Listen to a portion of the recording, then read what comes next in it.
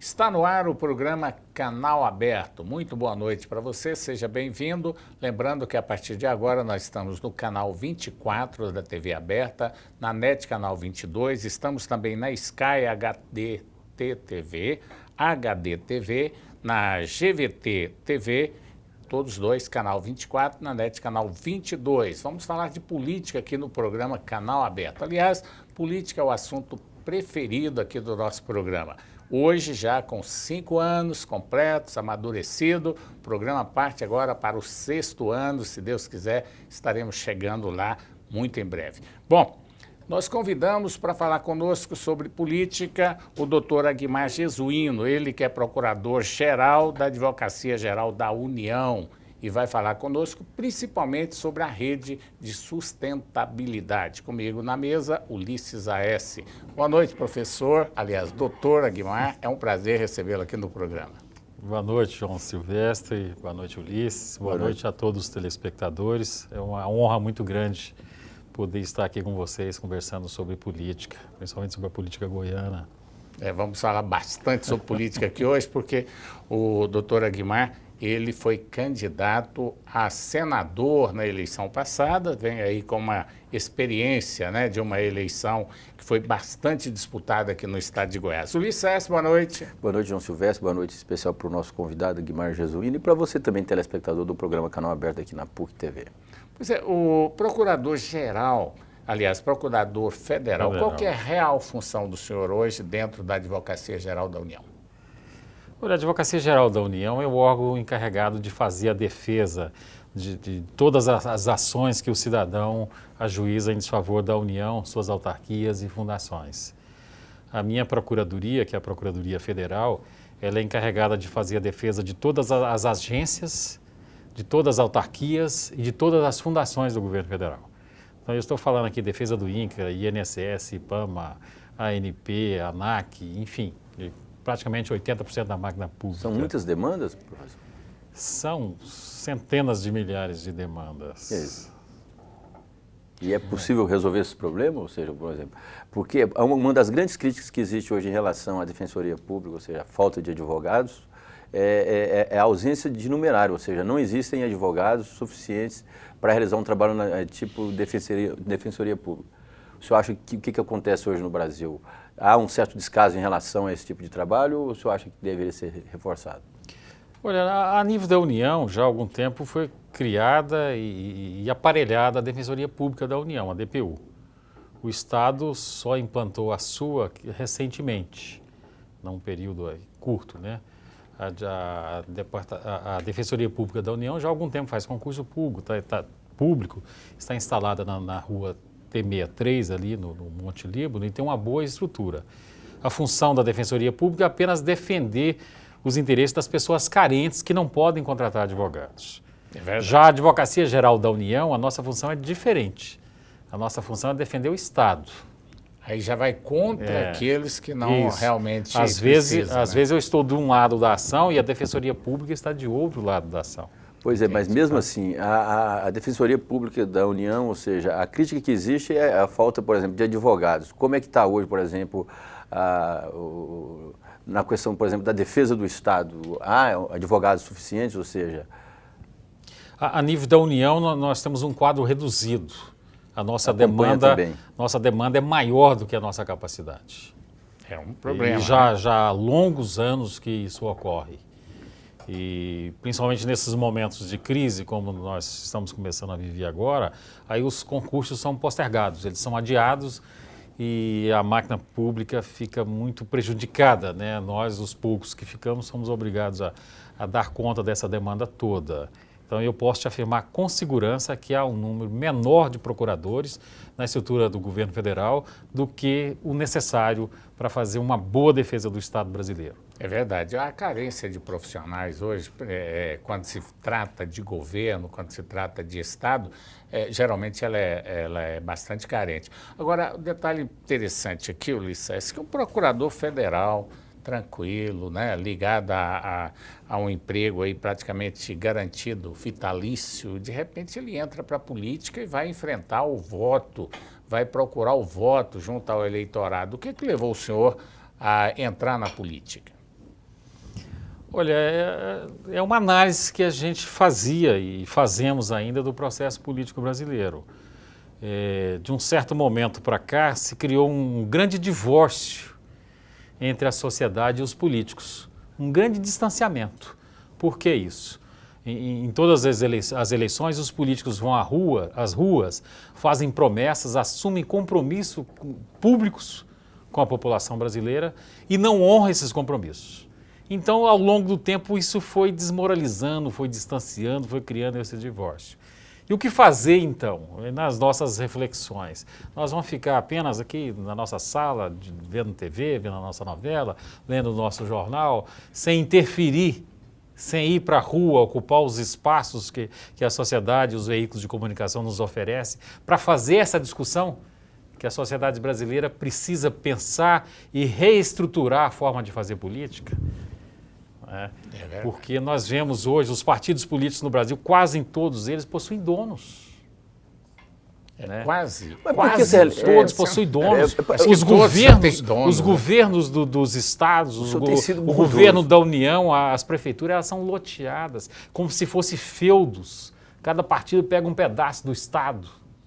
Um pega o Ministério da Agricultura, o outro pega o Ministério da Assistência Social, o outro pega o Ministério de Infraestrutura, o outro pega a Petrobras, e para falar que é seu. Né? E todos querem órgãos que têm muitos recursos. Dinheiro, sem dinheiro. Muito dinheiro. Não rola. Mas isso... Não precisa mudar isso. No passado isso não era assim. Uma das causas disso aí é exatamente as coligações partidárias, que faz com que um grupo de partidos conquiste o governo e depois faz essa divisão dentro da administração. Mas isso não é normal, do ponto de vista do senhor, ou não? Pois é, mas nem sempre foi assim no Brasil. Há um período atrás, digamos uns 30 anos atrás, 20 anos atrás, as pessoas sentavam numa mesa para discutir uma coligação. O que nós vamos fazer gerindo o estado de Goiás? Qual que será o nosso propósito? Em que nós vamos investir? Vamos construir escolas de tempo integral no estado inteiro? Vamos fazer uma saúde 24 horas que consiga atender toda a população e com qualidade? Hoje não. Eles sentam na mesa quando vai discutir uma coligação. Que estrutura de campanha você vai me dar? Quantos milhões você vai me dar para me entrar na sua coligação? Quantos empregos eu vou ter? Quantas secretarias de Estado, quantos ministérios você vai me dar? O senhor acha que é possível mudar essa realidade? O senhor acha que, por exemplo, isso já não está entronizado na cabeça do político brasileiro, não? Ou seja, esse jeitinho brasileiro de se fazer política, para não se dizer assim, essa forma desonesta de conduzir o rumo do país? Ulisses, eu acho difícil demais de fazer essa mudança. Mas nós comparecemos na última eleição, tanto eu aqui em Goiás, quanto o Eduardo Campos e a Marina Silva a nível nacional, fazendo esse discurso, chamando a sociedade brasileira para fazer essa reflexão, para mudar os caminhos, porque nós estamos, do ponto de vista ético, nós estamos no fundo do poço. Né?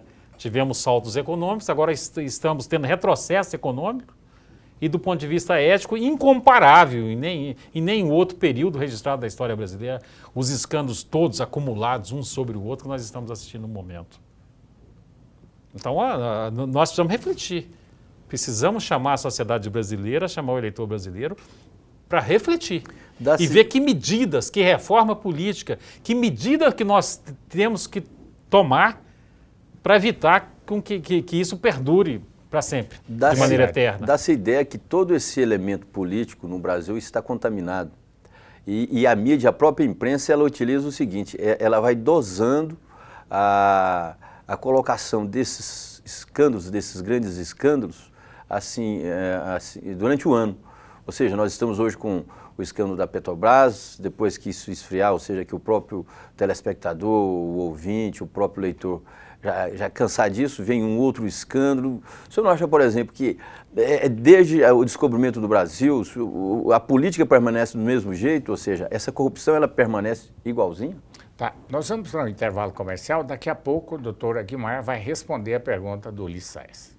Estamos de volta com o programa Canal Aberto, aqui pela PUC TV, pela Sky HD TV, pela GVT TV, canal 324 e também pela NET Canal 22, programa falando sobre política. Hoje nós convidamos o Procurador Federal da Advocacia Geral da União, doutor Aguimar Jesuíno, ele que foi candidato a senador nas eleições passadas pelo PSB. Ulisses, você deixou uma pergunta no ar?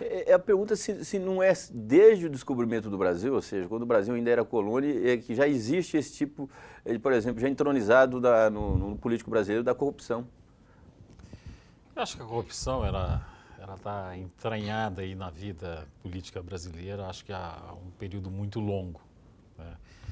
Mas eu quero te dizer que nessas últimas décadas, isso tem sido, eu acho que ela ficou endêmica, né? Ela ficou assim absolutamente exagerada, escandalizada, né? De repente, você via falando que havia desviado alguns milhares de reais ou de cruzeiros, ou alguns milhões dos órgãos públicos. Eu né? ficava horrorizado. A gente ficava horrorizado. Agora, todos os dias, não, sacaram 10 bilhões da Petrobras.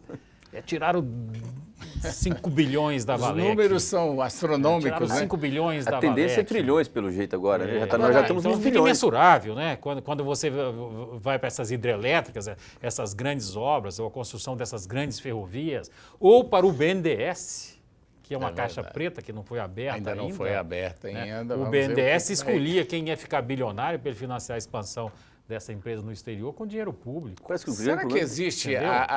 essa corrupção zero em algum lugar do mundo? Eu acho que não, né? Eu acho que a corrupção já faz parte da própria humanidade, eu acho, né? Porque muita gente fala, tem alguns países aí que não tem corrupção, lá tem um ditador, lá tem um rei. Bom, mas não tem tem um- porque já pegaram tudo mas pra tem uns que eles né? cortam a cabeça, né? Cortam as mãos, né? É diferente. Mas eles já são os donos do país, né? Então não eles tem não mais fazem nada. razão para ter corrupção. Mas né? e o que nós temos que fazer? Aceitar? Nunca. Não, nós Tá. temos que lutar contra, Ou né? nós temos que lutar contra e criar mecanismos Para jurídicos, melhorar. né?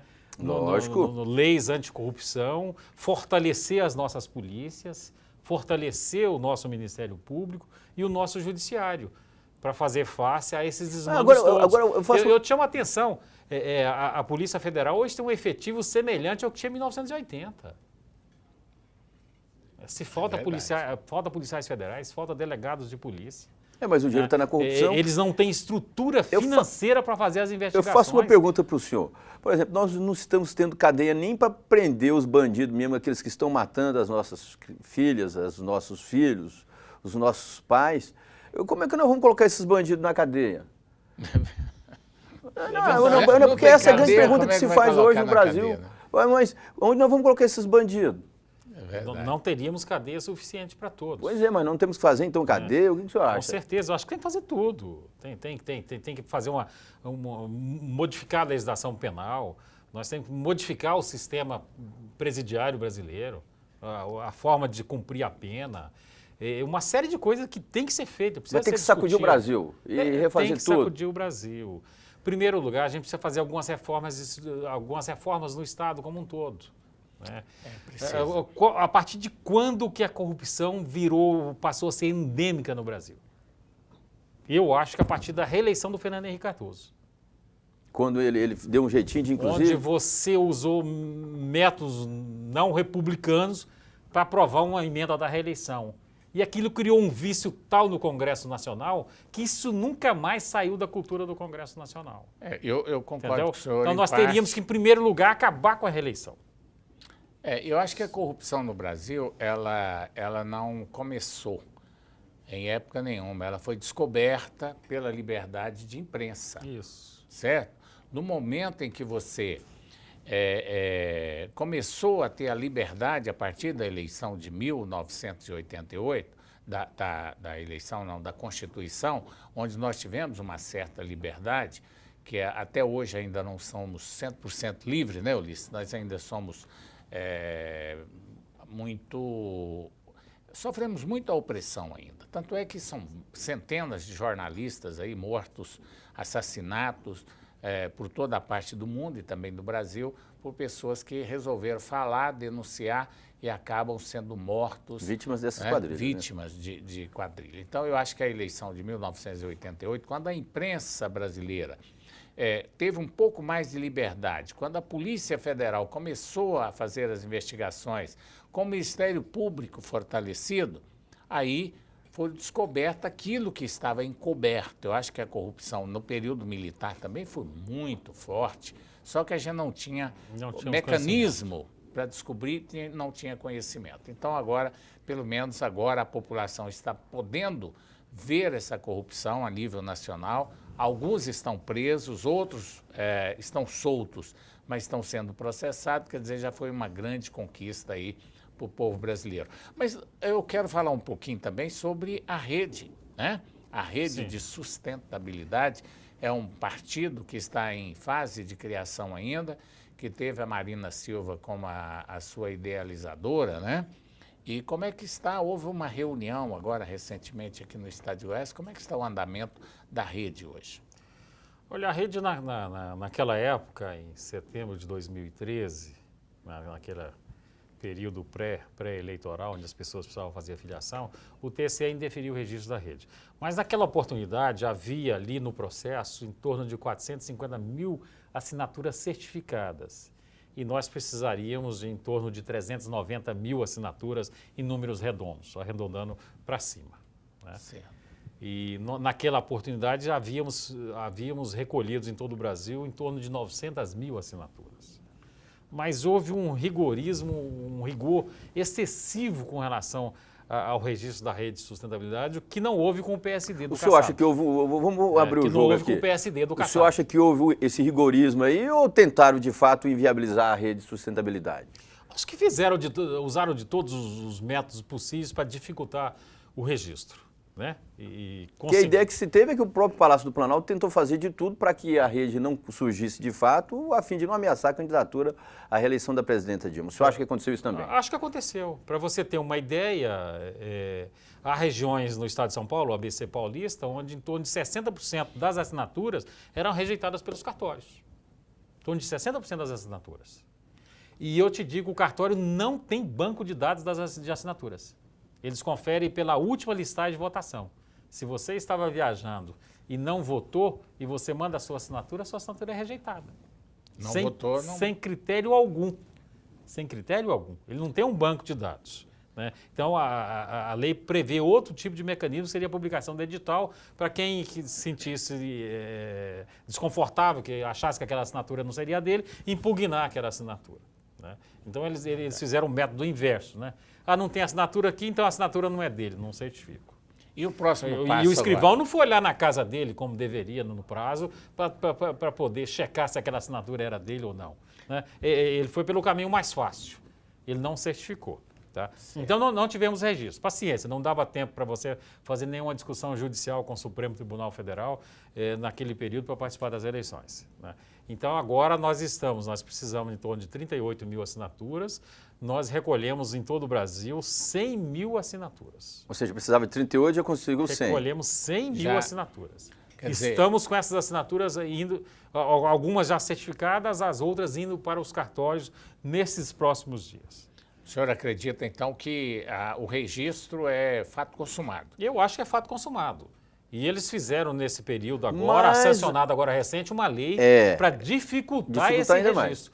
Que diz que apenas as pessoas não filiadas a partidos políticos poderiam dar um apoio cívico para o registro de outro partido político. Mas isso não vai prejudicar a Rede? Isso vai prejudicar. É uma lei absolutamente inconstitucional, que ela diz que você não pode apoiar a criação de um partido. Mas a sua liberdade de pensamento e de expressão é assegurada pela Constituição Federal. Pelo que me parece, o Congresso Nacional e o próprio Palácio do Planalto fizeram isso aí à guisa de dificultar a criação de partidos como o Partido Liberal, que pode inclusive prejudicar também o PMDB. O Partido Liberal e a Rede. E a também. Rede. Quer dizer que entrou para prejudicar os Então dois. nós não queremos fazer essa discussão, nós pegamos mais assinatura para que tenhamos as 38 mil, 40 mil que nós precisamos, sem passar por esse tipo de discussão no TSE, que atrasaria sobremaneira o registro.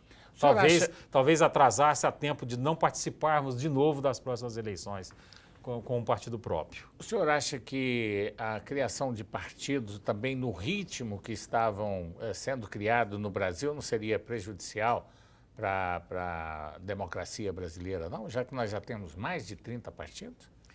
Acho que nós temos um número excessivo de partidos, muito grande. E a grande maioria deles foram registrados para vender o espaço de televisão, para fazer negócio. São As chamadas coligações. são partidos que a grande imprensa chama partido de aluguel. Mas, por exemplo, o senhor é um procurador A federal. grande maioria deles. O senhor é um procurador federal. Mas a Constituição assegura a liberdade de organização partidária. Por exemplo, o senhor é um procurador federal. Precisa ser seguido. Tem um importante cargo aí. É uma figura influente. Ou seja, é um político que foi, inclusive, candidato ao Senado, um dos assim, postos mais cobiçados e de respeito no país. Não consegue denunciar isso na Justiça Eleitoral? Não consegue. Se o senhor não consegue fazer isso, imagina o pobre cidadão que está ali do outro lado lá. Esse processo se dá daquela forma que nós conversamos agora há pouco, na hora de você fazer uma coligação.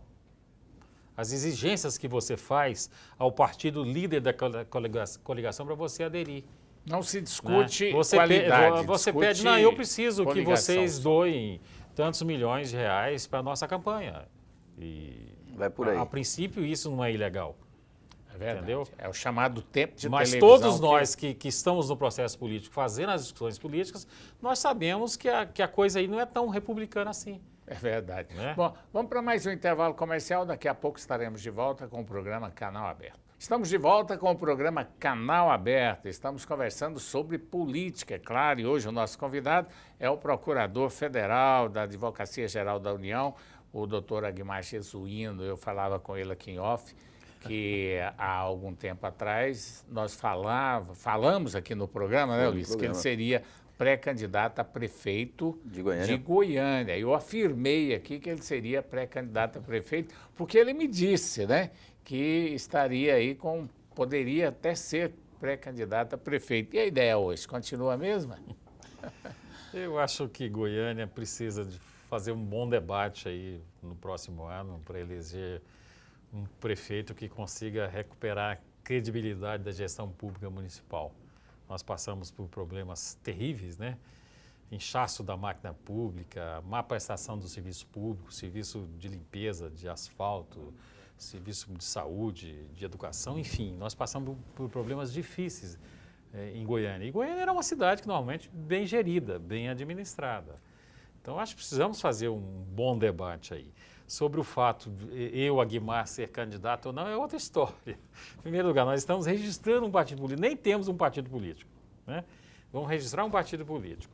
Com todas essas leis que eles aprovaram aí, no final do ano passado e nesse ano agora, talvez nós tenhamos aí 6 segundos de televisão. Praticamente é bom dia e até logo. Eu seria um candidato igual o Enéas, né? Meu nome é Aguimar. Acabou o tempo. O Enéas foi eleito, né? Virou um mito no Brasil. Acabou o tempo de televisão. Mas de qualquer forma, vamos participar do processo. O senhor estaria preparado para isso? Eu, pessoalmente, me considero preparado para o desafio. Mas não é o objetivo meu de vida. Mas o senhor conhece Goiânia hoje? Não é o objetivo meu. O senhor conhece Par e Passo Goiânia? O senhor conhece os bairros, conhece as necessidades? Não, eu conheço bem Goiânia, né? Goiânia hoje é uma cidade muito grande. É verdade. Entendeu? Num processo desse, a gente teríamos que fazer um pente fino na cidade para ver todos os seus problemas, todas as suas deficiências, para precisa ter uma boa equipe, né? Para poder apresentar soluções aí reais que consiga melhorar a qualidade de vida da nossa população.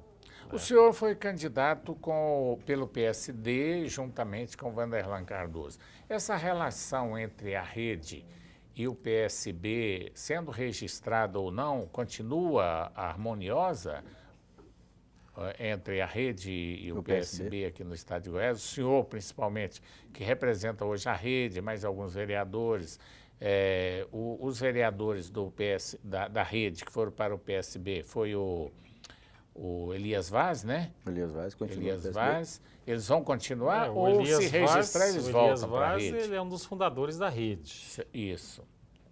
Hoje está no PSB.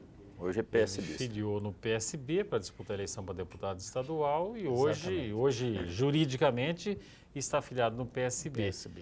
Precisamos saber qual que será a posição que ele vai adotar após o registro da rede, que ele teria uma janela de apenas 30 dias para fazer uma nova opção partidária, um novo partido político, ou continuar no PSB. Eu, pessoalmente, não sei a posição que ele vai tomar. Acho que ele está em processo de avaliação. Nós da rede esperamos que ele continue no processo de ajudar a construir a rede, de participar da rede. Eles e participaram disputar da as reunião da eleições, rede? disputar as eleições, ou candidato a prefeito, ou candidato a vereador, pela rede. É um excelente nome. Nessa reunião eles participaram da última reunião da Não, rede? o Elias Vaz não. Então, Mas havia pessoas ligadas a ele. Quais são as Ele, principais pessoalmente, lideranças não. políticas da rede aqui em Goiás? É o senhor, Martiniano, Cavalcante? Olha, na fundação aqui, o Martiniano, o Elias, eu, né, o Major Araújo, o deputado Major Araújo, desde o começo, participou do processo de organização da Não rede. se conversou com ele também se ele deve Desde ficar na a rede? coleta de assinatura. Eu, pessoalmente, conversei com ele algumas vezes e ele me disse que continuará na rede. Na rede. Né? Mas, se tiver a rede, ele fica na rede. Mas é uma posição que ele vai ter que adotar juridicamente após o registro. Mas a situação da rede hoje, ela é um E tanto o Djalma delicada, Araújo né? também, há declarações públicas dele que ele vai para a rede. Vai para a que rede vai também. para a rede. O que pode fortalecer o partido. Óbvio que todos que são candidatos nas próximas eleições estão avaliando o quadro. O senhor não acha, por exemplo, que essa indefinição, esse elemento proibitivo que acabou coibindo a própria criação da rede nas eleições passadas, acabou prejudicando a própria legenda, essa futura legenda, até porque o senhor mesmo colocou, não sabe se o Elias fica no PSB ou vai para a rede, então provavelmente essa dúvida deve permanecer na cabeça de outras pessoas que tentaram criar a rede naquele momento. A dúvida está aí presente. Com a legislação, com a lei que foi aprovada no final do ano passado, que eles chamaram de mini-reforma política, e essa lei aprovada recentemente, sancionada pela presidente Dilma recentemente, né, o quadro ficou um pouco nebuloso. As pessoas que têm mandato ou aquelas que acham que têm condições de buscar um mandato, de sagrar vitorioso nas próximas eleições, elas estão imaginando, mas será que a rede vai ficar viável? Ela vai ter chapa? Será que vai ela ter vai, o ela vai fazer o registro coeficiente também, né? eleitoral suficiente para fazer um vereador, para fazer 2 vereadores, para fazer 3 vereadores? Então estão todos eles analisando do ponto de vista político e do ponto de vista da matemática eleitoral. Né? Então criou-se muitas dúvidas na cabeça de todos. Né? E eu acho isso perfeitamente normal para essas pessoas que querem buscar um mandato.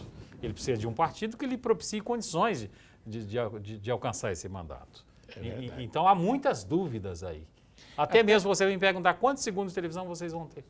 Até porque nem os partidos Nós não sabemos. ainda têm essa segurança, porque se houver o fim das coligações, o partido vai ter, você não vai ter muitas opções de partidos, porque vai ser uma eleição individual. Quem tiver uma boa estrutura, montar uma boa estrutura de campanha, vai ficar entre, vamos supor, vereadores, 36, se não me engano, 35 vereadores aqui em Goiânia, deputados federais, você terá que ficar entre os 41 mais votados, independente de coligação de partido. A eleição vai ser mais individual do que coligações, porque não vai ter coligações. E outra coisa, dentro do próprio partido, a disputa vai ser muito mais acirrada. Porque o primeiro será eleito, o segundo não vai pegar voto do primeiro. Então, tira esse quociente eleitoral, vai ser uma disputa igual entre todo mundo adversário de todo mundo. O que eu acho importante isso, porque essa história de você ficar aí calmo, tranquilo, não, meu partido vai dar legenda, eu vou ser eleito aí com 8 mil votos, o outro com 25 não foi, né? Isso que eu acho que é uma grande injustiça do ponto de vista das coligações. Candidato com muitos votos fica fora e poucos votos acaba se elegendo. Acabando com as coligações, em qualquer partido o candidato vai ter que ter uma estrutura individual. É isso? Ninguém sabe o que vai sair, né? O PMDB tem essa proposta do distritão. Ser eleito os mais votados, não interessa a legenda. Eu acho que é uma proposta razoável. Tá? O que não dá é para nós termos um deputado federal com 2 mil votos. Ou ter um suplente de vereador com 5 mil votos e um vereador no exercício do mandato com 2 mil votos. A rede tem um projeto de reforma política na cabeça? A rede está elaborando um projeto de reforma política, mas há algumas questões que a gente coloca desde o início. Por exemplo, contra a reeleição? Contra a reeleição. Contra as do coligações, executivo, não? Apenas uma reeleição de parlamentares. Uma reeleição apenas. Você foi vereador uma vez, mas vereador a segunda vez. Você disputa outro cargo, não disputa nenhum cargo. Porque a sociedade precisa oxigenar o meio político. Agora, se um cidadão vai lá, ele se elege uma vez, 2, 3, 4, 5, 10, eu sempre brinco... Ou é Deus demais ou está comprando as eleições. Eu sempre brinco né? colocando o exemplo do Henrique Alves, né? Que ele foi deputado federal, ex-presidente da Câmara, 11 vezes, 11 mandatos. Aqui na Câmara de Goiânia, acho que nós já temos vereadores aí com 9 mandatos. Justamente. Oito, garanto que sim. É o presidente da Câmara, O presidente está no 8º mandato agora. Então, como é que você oxigena as estruturas políticas? Levando pessoas novas. E para você levar pessoas novas, é preciso que as pessoas velhas deem lugar. É verdade. Entendeu? Ulisses. Aí você cria esse negócio. O cara, 4 anos trabalhando pela reeleição, usando a máquina pública, o dinheiro público. É muito injusto. Tá certo. Eu quero, no próximo bloco, nós vamos conversar com o Ulisses, com o doutor Aguimar Jesuíno, sobre a grande polêmica durante esta semana envolvendo Ronaldo Caiado e o senador Demóstenes Xavier Torres. Daqui a pouco, depois do intervalo comercial. Estamos de volta com o programa Canal Aberto. Olha, estamos falando sobre política aqui no nosso programa. Aliás, esse é o assunto principal do nosso programa. E eu anunciei que eu iria ouvir a opinião do Dr. Aguimar Jesuíno. Ele foi candidato a senador na eleição passada e também do Ulisses Aécio. Houve durante essa semana várias acusações entre o senador Ronaldo Caiado e o ex-senador Demóstenes Xavier Torres. Mexeu muito com o mundo político, toda a expectativa em torno dessas palavras que foram colocadas através de uma matéria de uma página publicada no jornal Diário da Manhã, que o meu amigo Ulisses Aécio é editor, e houve um desabafo ali, algumas acusações. Ulisses Aécio, primeiramente eu quero ouvir a sua opinião sobre esse embate entre essas duas personalidades políticas de Goiás. De fato, esse conflito começou com uma nota na revista Veja, onde o senador Ronaldo Caiado disse que foi uma grande decepção, ou seja, essa relação política que ele teve com o Demóstenes Torres. E o Demóstenes não suportou aquilo, até porque eu converso várias vezes com o Demóstenes por telefone, pessoalmente. Ele guarda uma grande mágoa do atual senador Ronaldo Caiado, até porque o Ronaldo Caiado o deixou praticamente na chapada quando o Demóstenes foi denunciado, foi acusado, trucidado pela mídia nacional e inclusive pelo próprio Senado e Congresso Nacional. A crítica do Demóstenes, ele sempre pontuou, falou, a mesma estrutura de campanha que eu usei, o Ronaldo Caiado também usou. Isso foi até o que ele referendou e confirmou na crítica dele. O grande problema é o seguinte, o problema é que é aquela velha expressão, vou até usar ela assim, ela é até inadequada para esse momento, mas para o telespectador ter uma noção, não se chuta a cabeça de cachorro morto, não é? E vira e mexe, o Ronaldo Caiado tem esse estupim curto e começa a sempre estar batendo, ou seja, criticando tudo. Hoje é o principal opositor ao governo federal, ou seja, cria inimizade, adversários, dentro do próprio partido dele, ou seja, o partido hoje, o DEM, é um partido totalmente rachado, existe o partido do Ronaldo Caiado e o partido que não acompanha o Ronaldo Caiado, que é até governista.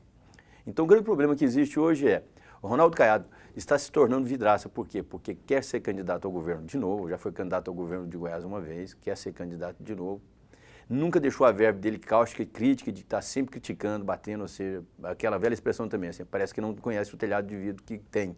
Não é? Então a tendência é essa, a tendência é que Ronaldo Caiado comece a receber crítica dos seus oponentes e o principal, eu acredito que seja o próprio Demóstenes Torres, até porque os dois conviveram assim como unha e carne, não adianta falar onde Ronaldo Caiado estava Demóstenes Torres, inclusive em processos que um movia contra pessoas, contra terceiros, um estava testemunhando a favor de um ou de outro.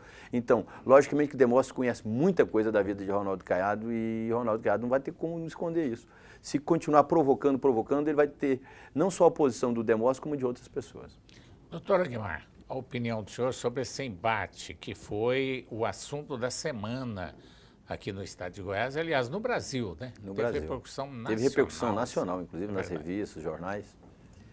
Olha, eu acho que no meio dessa velha política aí não há santo, né? A campanha do Ronaldo Caiado, a última campanha para senador, foi uma campanha caríssima, campanha milionária, uma estrutura maior do que a estrutura de candidato a governador do Vanderlan. Uma campanha milionária. Na sua prestação de contas tinha R$500 mil da OAS, 400 mil da Odebrecht, Foi dinheiro todas demais. empresas denunciadas na Operação Lava Jato. Um petrolão, né? Né? Além de verbas do sistema financeiro, salvo engano, Bradesco Seguros e outras empresas. Né? Essas empresas, principalmente essas empreiteiras, elas doam para políticos que vão ser eleitos, que vão lhes ajudar a fazer lobby no Congresso Nacional. Elas não doam pela cor dos olhos do candidato ou pelas palavras bonitas dos candidatos. É aquilo que eu dizia, eles estão fazendo negócios. Estão fazendo negócios. Então não há santo aí. O procurador Demóstenes Torres trouxe muitas denúncias. Ele, em seu artigo e em sua fala para outros meios de comunicação, ele apontou muitas irregularidades praticadas pelo senador. É preciso que ele traga as provas. O senhor não acha que é Aí ele disse que vai trazer. O senhor não acha é que, preciso por exemplo, que traga as provas. candidato, por exemplo, que é financiado por essas empresas, devia se colocar na camisa, igual o jogador de futebol, empresa aqui, tudo, o telespectador, o cidadão, o eleitor, fala assim, olha, quem que está financiando o nosso deputado aí, vamos ver quem que é, o que ele vai fazer para ele. Bonezinho, nada. Bonezinho, Ulisses, você não acha? eu acho que numa reforma... É transparência. Acho que numa reforma política eleitoral tinha que obrigar a declaração online imediata de todas as doações de campanha. Justo. Mostra online. transparência. Aí eu recebi 500 mil reais hoje, ela vai para a internet hoje, a prestação de conta. O candidato Aguimar recebeu da empresa fulana de tal. Acho que nessa reforma política isso tinha que vir. Isso é transparência em tempo real. Lógico. Isso Eu é acho também. para que o eleitor pudesse saber quem está financiando antes dele dar o seu voto. Né? Isso é uma verdade. Isso, Eu acho que isso a não é reforma política, transparência isso servir, transparência. Agora, você acha que esse Congresso Nacional vai aprovar isso? é meio Você acha que complicado. vai Eu aprovar acho que isso? não. Eu acho que não. Acho que nós Pergunta. podemos Entendeu? ter algumas conquistas aí, mas aquela esperada pelo povão, aquela esperada pela imprensa, pelas pessoas que não estão diretamente envolvidas na política, eu acho que ela não vai acontecer uma reforma ampla do jeito que a população quer. Mas tem que melhorar, eu acho que com essa pressão que existe hoje no Brasil por uma reforma, a própria decadência da popularidade, vamos dizer assim, né, do governo, a queda de popularidade do governo federal, a queda de popularidade dos políticos, de uma certa forma, estão desacreditados, as manifestações populares, a imprensa também trabalhando em busca de uma legislação melhor também para a comunidade, e o próprio eleitor, né, que tem se manifestado através dessas idas para a rua. Nós vamos ter outra agora, né, Ulisses? Dia 12. Dia 12, né, essas manifestações.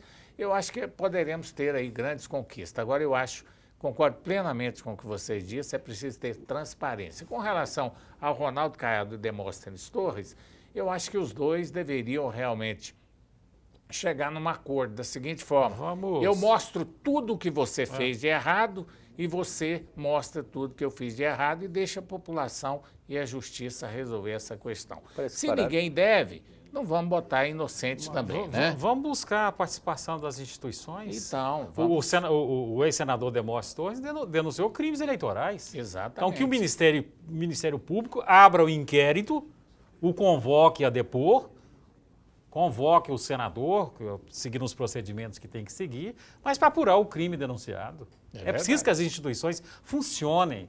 Não precisa esperar que o Demóstenes traga as provas. Mas o grande problema é isso no Brasil. Abra o inquérito, convoque ele para depor. Mas a justiça eleitoral nossa funciona desse jeito. Ela tem que ser provocada primeiro, né?